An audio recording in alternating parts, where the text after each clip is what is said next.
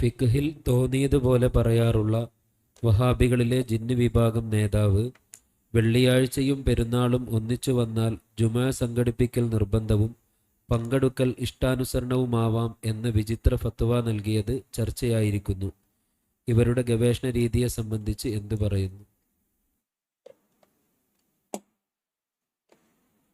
ഈ പ്രാവശ്യം അങ്ങനെ വരാൻ ചാൻസ് ഉണ്ടല്ലോ. 29 മാസം കണ്ടാൽ വെള്ളിയാഴ്ചയാവും. അടുത്ത വെള്ളിയാഴ്ച ആവുമ്പോൾ പെരുന്നാൾ 29 മാസം കണ്ടില്ലെങ്കിലേ ശനിയാഴ്ചയാവുള്ളൂ. റമദാൻ 30 കിട്ടിയാലും 29 കിട്ടിയാലും ഒക്കെ റമദാൻ സമ്പൂർണ്ണമായിട്ട് കിട്ടും. അതിലൊന്നും നമ്മൾ ബേജാറാകേണ്ടില്ല. 30 കിട്ടിയാൽ 30 നോൻപ് കിട്ടിയെന്നേ ഉള്ളൂ. 30 നോൻപിൻ്റെ കൂലി കിട്ടും. റമദാനിൻ്റെ എല്ലാ സൗഭാഗ്യങ്ങളും 29 ആണെങ്കിലും 30 ആണെങ്കിലും ഒക്കെ കിട്ടും. ഏതായാലും വ്യാഴാഴ്ച മാസം കണ്ട വെള്ളിയാഴ്ച പെരുന്നാളാണ്. വെള്ളിയാഴ്ച പെരുന്നാളാകുമ്പോൾ വെള്ളിയാഴ്ച പെരുന്നാളിൽ 2 നിലയ്ക്ക് നമ്മൾ പള്ളിയിൽ കൂടേണ്ടി വരുന്നുണ്ട്. ഒന്ന്, വെള്ളിയാഴ്ച സാധാരണത്തെ ജുമ ഉണ്ട്, ഫർളായ ജുമ, ആ ജുമക്ക് കൂടണം. അതേപോലെ തന്നെ പെരുന്നാൾ സുന്നത്തായ ഒരു കൂടലാണ് നമ്മൾ കൂടുന്നത്, ആ സുന്നത്തിനും കൂടണം. ഈ അർത്ഥത്തിൽ പെരുന്നാളും വെള്ളിയാഴ്ചയും കൂടി ഒന്നിച്ചു വന്നാൽ ആ ഒന്നിച്ചു വരുന്ന സമയത്തെ സംബന്ധിച്ചൊരു അഭിപ്രായമാണ് ഇപ്പോൾ ഈ പറയുന്നത്. ഓരോ ചാൻസ് നോക്കി ഇങ്ങനെ നിൽക്കുകയുള്ള ഓരോരുത്തർ പറയാനേ. നമ്മളെ കേരളത്തിലൊക്കെ ഷാഫി മദ്ഹബുകാരാണ്. ഷാഫി മദ്ഹബ് അനുസരിച്ചാണ് നമ്മൾ കേരളത്തിൽ പോകുന്നത്. ഹനഫി മദ്ഹബുകാരാണ് കുറച്ച് ഭാഗങ്ങളിലുള്ളത്. ഹനഫി മദ്ഹബുകാരുണ്ട് കുറച്ച് ചില ജില്ലകളിലൊക്കെ കുറച്ച് ഹനഫി മദ്ഹബുകാർ. അങ്ങനെ ഷാഫിഈ, ഹനഫി എന്നീ മദ്ഹബുകാരാണ് നമ്മുടെ കേരളത്തിൽ. ഇന്ത്യ രാജ്യത്ത് മൊത്തമായി നോക്കിയാലും ഷാഫികളും ഹനഫികളുമായിട്ടുള്ളവരാണ് ഉള്ളത്. വേറെ മദ്ഹബുകാരൊന്നുമില്ല. ഈ ഷാഫി മദ്ഹബിലും ഹനഫി മദ്ഹബിലും വെള്ളിയാഴ്ച പെരുന്നാൾ വന്നാൽ ജുമാ ഒഴിവാകില്ല, ജുമാ നടക്കണം. ആ ജുമാ നടക്കും. ജുമാ നിർബന്ധമായവർക്ക് ജുമാ നിർബന്ധമാകും. ജുമാ നിർബന്ധമായവരുടെ ജുമാ പെരുന്നാളിൻ്റെ ഖുതുബുണ്ടെന്നോ പെരുന്നാളിൻ്റെ നിസ്കാരം ഉണ്ടെന്ന് എഴുതിയിട്ടോ ആ സുന്നത്തിൻ്റെ പേരിൽ ഒഴിവാകുമൊന്നുമില്ല. അഷ്റഫുൽ ഖൽഖ് സ്വല്ലല്ലാഹു അലൈഹി വസല്ലമ തങ്ങൾ മദീനത്തെ പള്ളിയിൽ ഇങ്ങനെ വെള്ളിയാഴ്ചയിൽ ഈദും അതുപോലെ ജുമായും ഒത്തുകൂടിയാൽ ഉസ്മാൻ ഇബ്നു അഫ്ഫാൻ റളിയല്ലാഹു അൻഹുവിൻ്റെ കാലത്താണ് അങ്ങനെ ശരിക്ക് ഒന്ന് വന്നത്. ബഹുമാനപ്പെട്ടവർ അങ്ങനെ പ്രത്യേകം അന്ന് ഖുതുബ നിർവഹിച്ചപ്പോൾ സംസാരിക്കുകയും ചെയ്തു. ഇത് നബിയുടെ കാലത്ത് നബി സല്ലല്ലാഹു അലൈഹി വസല്ലമ തങ്ങൾ തന്നെ പറഞ്ഞിട്ടുള്ള മൊഴിയാണ്. ആ മൊഴിയാണ് ഉസ്മാൻ ഇബ്നു അഫ്ഫാൻ തങ്ങൾ പറഞ്ഞത്. ഈ പറഞ്ഞതിൽ മദീനത്തെ പള്ളിയിൽ നിന്ന് ഉസ്മാൻ ഇബ്നു അഫ്ഫാൻ തങ്ങളവർകൾ തൻ്റെ കാലത്ത് ഇങ്ങനെ ഒരു വെള്ളിയാഴ്ച പെരുന്നാളൊന്നു പ്രസംഗിച്ചത് നിസ്കാരം കഴിഞ്ഞതിൻ്റെ ശേഷം നിർവഹിക്കപ്പെടുന്ന ആ ഖുതുബയിൽ ഇനിയിപ്പം നമ്മളിപ്പോൾ നിർവഹിച്ച ആളുകൾ അവാലിൽ മദീനൻ്റെ ആലിയത്തിൽ ഉള്ള ആലിയത്ത് എന്ന് പറഞ്ഞാൽ മദീന സെൻട്രലിൽ നിന്ന് കുറച്ച് കിലോമീറ്ററുകൾ അപ്പുറമുള്ള ഒരു ഗ്രാമമാണ്. ആ ഗ്രാമക്കാർക്കൊക്കെ ബുദ്ധിമുട്ടാണെങ്കിൽ വരണ്ട എന്നുള്ളതാണ്. അവരിഞ്ഞിങ്ങോട്ട് വരണമെന്നില്ല, അല്ലാത്തവർ വരട്ടെ എന്നാണ് ബഹുമാനപ്പെട്ടവർ പ്രസംഗിച്ചത്. നബിയുടെ ഹദീസും ഇങ്ങനെ തന്നെ ഉണ്ട്. നബിയുടെ ഹദീസിലും വെള്ളിയാഴ്ചത്തെ ജുമായും പെരുന്നാളും ഒത്തു വന്നാൽ ഖറിയൻ്റെ അഹരികാരും അപ്പുറത്തുള്ള ആൾക്കാരൊന്നും പങ്കെടുക്കേണ്ടതില്ല എന്ന നിലക്കുള്ള ചില വചനങ്ങൾ അഷ്റഫുൽ ഖൽഖ് സ്വല്ലല്ലാഹു അലൈഹി വസല്ലം തങ്ങളുടേതുമുണ്ട്. ഈ അർത്ഥത്തിലുള്ള ഒരു പ്രസംഗത്തിൽ നിന്നാണ് ഈ പിടിക്കുന്നവരൊക്കെ പിടിക്കുന്നത്. അങ്ങനെ ചില അഭിപ്രായക്കാർ മദ്ഹബിൻ്റെ പല കൂട്ടക്കാരിലുണ്ട്. അതായത് ജുമുഅ തന്നെ ഇല്ലാതെയാകും, ജുമുഅൻ്റെ ബാധ്യത ഇല്ലാതെയാകും എന്ന് പറഞ്ഞവരുണ്ട്. ടൗണുകാർക്കും രാജ്യക്കാർക്കൊന്നും ജുമുഅൻ്റെ ബാധ്യത ഉണ്ട്, ഗ്രാമീണർക്ക് ബാധ്യതയില്ല എന്ന് പറഞ്ഞവരുണ്ട്. എല്ലാവർക്കും ബാധ്യതയുണ്ട് എന്ന് പറഞ്ഞവരുണ്ട്. അഭിപ്രായങ്ങൾ പണ്ടൊക്കെ പലതുമുണ്ട്. ഈ പറഞ്ഞ വിഭാഗം തന്നെ നിങ്ങൾ പറയുന്നതൊക്കെ ഫിഖ്ഹിൽ തോന്നിയതുപോലെ അന്നിപ്പോൾ ഈ റമദാൻ മാസത്തിൽ നമ്മൾ പറയേണ്ട ജിന്ന് വിഭാഗം നേതാവ് ഏത് വിഭാഗം നേതാവായാലും വെള്ളിയാഴ്ചയും പെരുന്നാളും ഒന്നിച്ചു വന്നാൽ ജുമുഅ സംഘടിപ്പിക്കൽ നിർബന്ധവും പങ്കെടുക്കൽ ഇഷ്ടാനുസരണവുമാവാം എന്നാണ്. പങ്കെടുക്കൽ നിർബന്ധം, അതിനെന്തിനാ എല്ലാവർക്കും വരാതിരിക്കാം, പങ്കെടുക്കൽ നിർബന്ധവും എന്നാണ്. അപ്പോൾ സംഘടിപ്പിക്കൽ നിർബന്ധവും പങ്കെടുക്കൽ ഇഷ്ടാനുസരണവുമാവാം എന്നാണ് ഇങ്ങനെ കണ്ടെത്തിയിട്ടുള്ളത്. ഈ കണ്ടെത്തിയ ഹദീസുകളൊക്കെ നമ്മുടെ ഇമാമുകളും ഷാഫിഈ മദ്ഹബിൻ്റെ പണ്ഡിതന്മാരും വിലയിരുത്തിയിട്ടുണ്ട്. ഇന്ത്യ രാജ്യത്ത് മൊത്തമായിട്ട് നോക്കിയാൽ ഹനഫി മദ്ഹബുകാരാണ് കൂടുതലുള്ളത്. അവർക്കും ഈ ഹദീസ് കിട്ടിയിട്ടുണ്ട്. ഈ ഹദീസിൻ്റെ അടിസ്ഥാനത്തിൽ ഹനഫി മദ്ഹബുകാർ പറയുന്നത് എല്ലാവർക്കും ജുമുഅക്ക് വരൽ നിർബന്ധമാണ്, നാട്ടുകാർക്കും ഗ്രാമീണർക്കും എല്ലാവർക്കും പങ്കെടുക്കൽ നിർബന്ധമാണ് എന്നാണ്.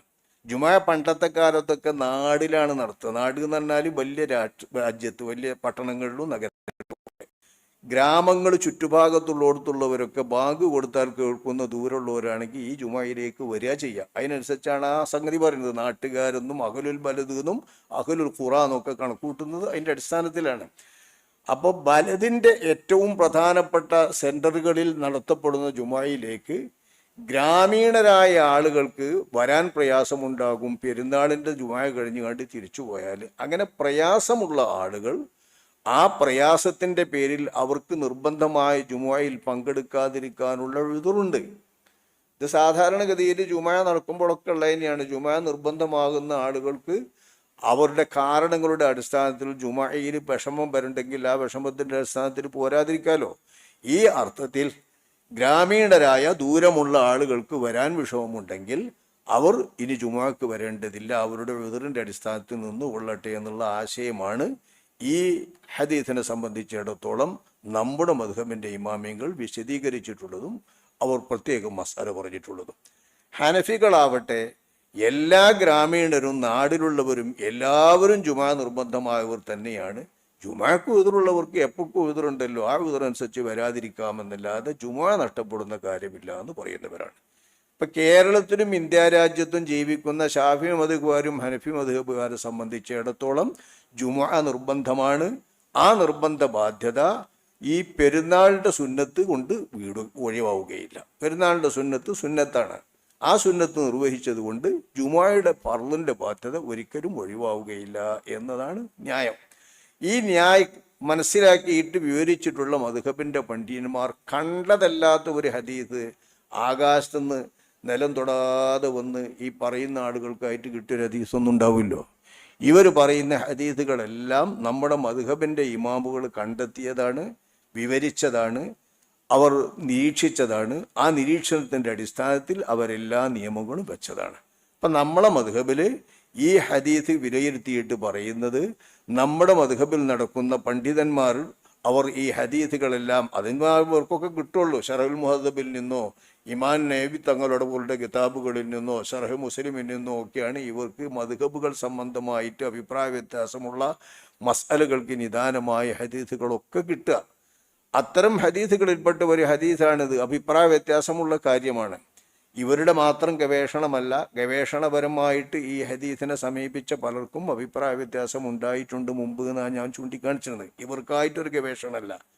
ഇവരിവിടെ ഗവേഷണം ചെയ്യേണ്ട ഒരു ആവശ്യമല്ല. കാരണം കേരളത്തിൽ ഷാഫി മദ്ഹബുകാരും ഹനഫി മദ്ഹബുകാരാണ്, ഇന്ത്യ രാജ്യത്തെ ഹനഫി മദ്ഹബുകാരാണ്. ഇവർക്ക് മദ്ഹബില്ലെങ്കിൽ ഓരോ അഭിപ്രായം മാത്രം പറഞ്ഞാൽ മതി. അവർ മദ്ഹബിൻ്റെ അടിസ്ഥാനത്തിൽ ജീവിക്കുന്ന ആളുകൾ ആ മദ്ഹബിൻ്റെ നിയമങ്ങൾക്കനുസരിച്ചാണല്ലോ പ്രവർത്തിക്കേണ്ടത്. അതുകൊണ്ടാണ് ഞാൻ ആ നിലക്ക് സംസാരിക്കുന്നത്. ഇപ്പം ഷാഫി മദ്ഹബുകാരാണെങ്കിൽ അവർ 2 ജുമുഅക്കും പോകേണ്ടത് തന്നെയാണ്. ഒന്ന് സുന്നത്തായിട്ടും പോകണം. ജുമുഅ എന്ന് പറഞ്ഞാൽ ആ ജുമുഅ വെള്ളിയാഴ്ചൻ്റെ ജുമുഅ ഫറളാണ്, ആ ഫറളിന് പോകണം. ഹാനഫികളുടെ മസലയും അങ്ങനെ തന്നെയാണ്. ഹാനഫിയോടും ഷാഫികളുമാണ് ഇവിടെ ഇന്ത്യ രാജ്യത്തുള്ളത്. കേരളത്തിലും അല്പസ്വല്പം ഹനഫികളുണ്ട്, ബാക്കിയൊക്കെ ബഹുഭൂരിപക്ഷവും ഷാഫി മദ്ഹബുകാരാണ്. അവരൊക്കെ ജുമുഅ നടത്തും, ജുമുഅക്കും പോകും, അതേപോലെ പെരുന്നാൾ നിസ്കാരത്തിനും പോകും. പക്ഷെ പെരുന്നാൾ നിസ്കാരം കൊല്ലത്തിലൊരിക്കൽ വരുന്നൊരു ഖുശിയാണല്ലോ, തക്ബീറൊക്കെ ചൊല്ലിക്കൊണ്ട് നടത്തുന്നതാണല്ലോ. അപ്പോൾ ആ നടത്തുന്നതിന് എല്ലാവരും ഹാജരാകുന്ന അത്ര ജുമുഅക്ക് ഹാജരാകാറില്ല പൊതുവെ ജനങ്ങൾ. അത് സാധാരണ പതിവല്ലേ, ആഴ്ചാന്തമുള്ളതല്ലേ നടക്ക്. ആ നിലക്ക് പള്ളികളിൽ ചിലപ്പോൾ വെള്ളിയാഴ്ചൻ്റെ ജുമുഅക്ക് കുറച്ച് കമ്മി ഉണ്ടാവും ഹാജർ. പിന്നെ പലയിടത്തും ആയിരിക്കും ആൾക്കാർ പെരുന്നാൾ തണ്ടിയൊക്കെ പോകുന്നതല്ലേ, അങ്ങനെയൊക്കെ പോയി പലയിടത്തും കൂടിയിട്ട് ജുമുഅക്ക് കുറച്ച് ഹാജർ കമ്മി ഉണ്ടാവും എന്നല്ലാതെ ജുമുഅ എല്ലായിടത്തും നടന്നു വരുന്നതായിട്ടാണ് കാണുന്നത്. ഇവരും പറയുന്ന അത് തന്നെയാണല്ലോ, ജുമുഅ സംഘടിപ്പിക്കൽ നിർബന്ധമാണ്, പങ്കെടുക്കൽ ഇഷ്ടാനുസരണമാവാന്നാണ്. അങ്ങനെ സ്ഥലം പറയരുത്. ജുമുഅ സംഘടിപ്പിക്കൽ നിർബന്ധമാവുന്നത് അത് നിർബന്ധമായതുകൊണ്ടാണല്ലോ. ജുമുഅ നിർബന്ധമല്ലേ, പിന്നെ എന്തിനാ സംഘടിപ്പിക്കൽ നിർബന്ധമാണ്? ജുമുഅ എന്ന് പറഞ്ഞാൽ ഒരാൾ ഒറ്റയ്ക്ക് നടത്തല്ല, സംഘടിപ്പിക്കൽ എന്നല്ലേ. സംഘടിപ്പിക്കണമെങ്കിൽ നമ്മളെ മദ്ഹബ് പ്രകാരം 40 ആൾ വേണം. അപ്പോൾ ആ 40 ആളുകൾ കൂടിക്കൊണ്ട് നടത്തേണ്ട ഒരു ജുമുഅ പങ്കെടുക്കാണ്ടാത്തവർക്കൊന്ന് പങ്കെടുക്കേണ്ടാന്ന് എല്ലാവരും പോയാൽ പിന്നെ ഇങ്ങനെ സംഘടിപ്പിക്കണ നിർബന്ധ ബാധ്യത കിട്ടുക. അപ്പം സംഘടിപ്പിക്കൽ നിർബന്ധമാണ് എന്ന് പറയുമ്പം തന്നെ നബിയുടെ കാലത്തും ശേഷം ഖലീഫമാരുടെ കാലത്തും ഒക്കെ സംഭവിച്ചിട്ടുള്ളത് ജുമുഅ നിർവഹിക്കലാണ്.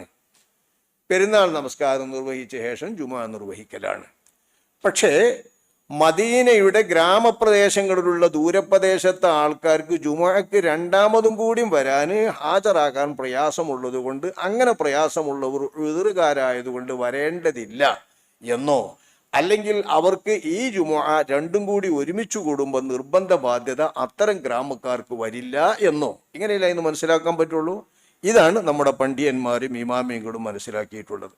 ആ മനസ്സിലാക്കിയത് പ്രകാരം അവർ വിവരിച്ചിട്ടുമുണ്ട്. നമ്മളെ നാട്ടിലും അങ്ങനെ തന്നെയാണ് നടപ്പ്. വെള്ളിയാഴ്ച ജുമുഅയും പെരുന്നാളും കൂടി ഒന്നിച്ചു വന്നാൽ നമ്മൾ പെരുന്നാൾ നിസ്കാരം കഴിക്കും ആദ്യം, അത് കഴിഞ്ഞിട്ട് ജുമുഅയും നടത്തും. ജുമുഅക്ക് നടത്താൻ സൗകര്യം ഉള്ളവരൊക്കെ കൂടും, അല്ലാത്തവർക്ക് എവിടെയാ പോയത് എവിടെയാ എത്തുന്ന വെച്ചാൽ അവിടെയൊക്കെ കൂടും. അങ്ങനെയൊക്കെയാണ് നമ്മുടെ നാട്ടിലെ പതിവ്. അപ്പോൾ ആ പതിവ് തെറ്റിക്കാൻ പറ്റിയ ഒരു പുതിയ തെളിവുകളൊന്നും ഏതെങ്കിലും വിഭാഗത്തിന് കിട്ടാനില്ല എന്ന് നമ്മൾ പറഞ്ഞതിൻ്റെ അർത്ഥം, കിട്ടിയ തെളിവ് നമ്മളെ ഇമാമിയങ്ങൾ കൈകാര്യം ചെയ്ത് മസാല സ്ഥാപിക്കുകയും വിവരിക്കുകയും ചെയ്തിട്ടുള്ള തെളിവാണ്. അതടിസ്ഥാനത്തിൽ ഇവിടുത്തെ ഷാഫി മദ്ഹബുകാർ പ്രവർത്തിക്കുകയും വേണം. ഹനഫി മദ്ഹബുകാരും പ്രവർത്തിക്കും, അവരങ്ങനെ പ്രവർത്തിക്കുകയും വേണം. മദ്ഹബ് ഇല്ലാത്തവർക്ക് ഇവിടെ റോളില്ല, അവരുടെ ഇഷ്ടം പോലെ അവർ നടത്തിക്കൊള്ളട്ടെ.